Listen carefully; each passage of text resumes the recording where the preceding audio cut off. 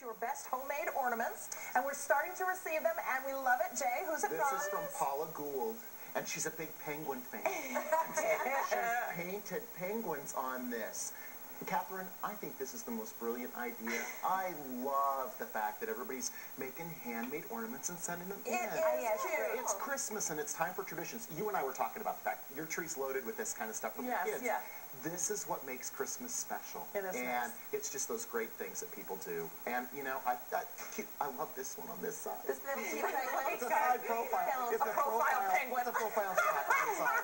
I love it. Well, she's a collector, and we're going to put it on our tree with our collection. And if you have been inspired and want to send us your crafty, talented ornament-making examples, do it. There's the address right there on the screen. Should we walk over to the tree? Our Christmas tree. Well, since we're already here, let's go. Jay has outdone himself on the Take 5 tree. You snuck in last night like a little elf. I was. There's something about that little bit of Christmas at nighttime. This is way different than yesterday. Of course it is. I told Catherine it's starting to transform because we've added the ornaments, we added the garlands that we talked about yesterday. Now today we're going to talk about ribbon, and I wanted to show you a cool technique. All of the ribbon that you see on here is from Reliant Ribbon Company. They're amazing ribbon specialists. And what I've done is I'm using lengths that are about 1 yard or 2 yards long, and I have a very special technique I use. A poker. It's a stick. Okay. All right? Poker. And It's a poker with a shiny ball on the end. You just stick it into your tree.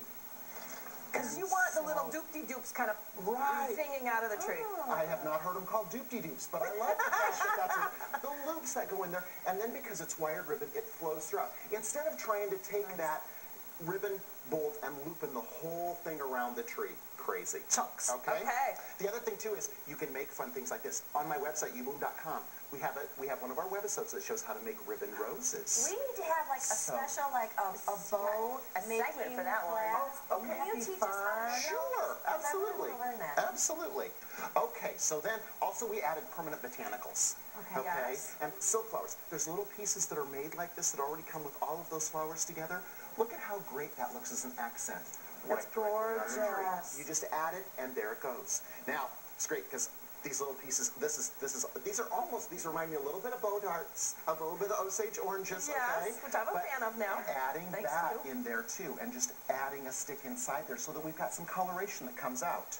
I love that, adding a little more and depth into the room. out a little bit more. Yeah. You'll also notice that we can use a silk flower like that. It can be a poinsettia, or in this case, it's a lily. Yes. What I do with it is I take that stem and I bend it into a corkscrew, and then what you do is you just screw it into the tree. Oh, very nice. It's like you can't have too much. As you screw it into the tree, then it's going to hold it in place so that it doesn't get pulled out by kitty cats or kids that are, you know, excited about it or whatever. Or Stephanie. It's still, or Stephanie. Who pulls on those things. So yeah. What else? When are you going to talk about the pokey stuff at the top? Is that a different? That's Because we're tomorrow. going to go extreme tomorrow. We're going extreme. Well, let me show you these quick. Yep. Okay, for you girls, this looks like Twilight to me or something, I'm thinking. But these are preserved roses. And so it's a fresh rose that's been preserved. It's soft and supple. And look, he just does a little poke with then we those. just add those in. So it looks like I've got fresh roses.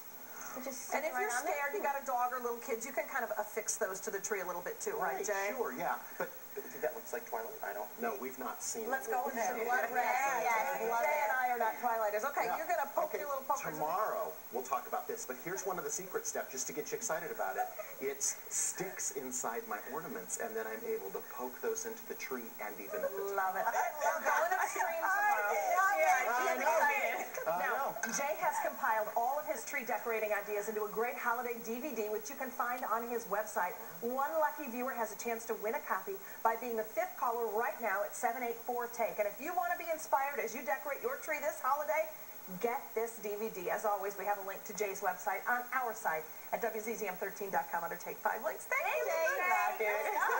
He's going to surprise us tomorrow in costume, so you're going to have to join us for that. But coming up today on Take 5, we'll show you a fun way to feed your party guests with a couple fondue recipes. Psychic Mary Miller will take your calls, and we'll talk with American Idol winner Chris Allen. But first, they're known for their elaborate stage plays. When we come back, get a look at this year's production from Wyoming Park High School. And here's a hint.